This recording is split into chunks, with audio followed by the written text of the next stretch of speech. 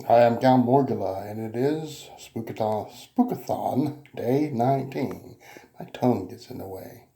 Hey, big. Ain't that horrific? It is Spookathon Day 19. And, I watched two movies. Both of them I watched 12 years ago on the 19th.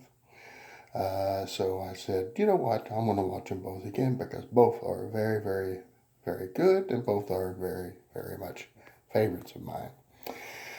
First was Dracula, Hammer's Dracula from 1958, also known in the United States at the time as Horror of Dracula, starring Christopher Lee and Peter Cushing and Michael Gough. And that one really Hammer had done horror before that, going all the way back to Bela Lugosi and The Ghost Ship, which was basically a sort of a take on the Mary Celeste story.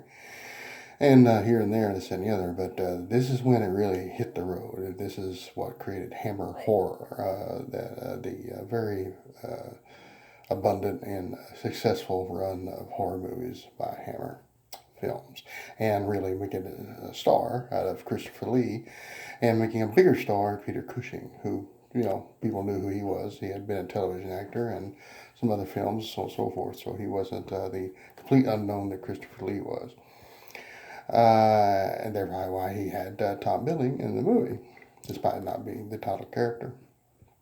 Anyway, really, really, really excellent. It expanded and changed things quite a bit for the whole character of Dracula, which before that had really been solidified as what Bela Lugosi did in the Universal classic in 1931. Which, by the way, I'm going to watch on the 20th because that is Bela Lugosi's birthday, and so how apt. So there we go. So yes, it did really well. It started the whole cycle of that, along with The Curse of Frankenstein, starring Peter Cushing as the Baron Frankenstein and Christopher Lee as the monster. And there you go. Hammer was off and running. Then I watched the Abominable Dr. Phibes from 1971, which is as I watched it, I realized it never brings me anything but abundant joy. I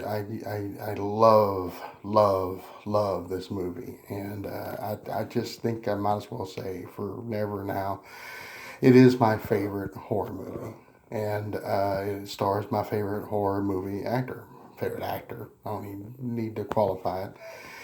It's just so much fun. The biggest compliment that I can give this movie is to say, I wish I had made it. I wish that I had been the one that created it. If I were to do a movie, it would be a lot like this. This is the type of thing I would do. You can hear Bones. You can hear the werewolf. He's spooky. I never, it never fails to make me enjoy it. And I just love seeing Vincent Price obviously enjoying himself. Probably the only movie he probably enjoyed more, seemingly, is Theater of Blood, which he did 2 years later, which, of course, come on, he was doing Shakespeare and, and hamming it up even more. Yes, Vincent Price is a ham, and I love ham, so, it's all good with me. So it's got a wonderful cast of wonderful British support, comedic supporting players, character actors, gorgeous, beautiful Virginia North. The sets, the Art Deco, the music, the style, the whole thing is just right down my alley. It's so comic book come to life. And I don't know, I could go on and on and on and on and on about this movie. But I just only have so much time. So if you've never seen either one of these movies, make a point of it because they are indelible. They are timeless. They are classic. They are a part of what should be a horror education and a horror experience going forward into your life if you have any affinity for horror whatsoever.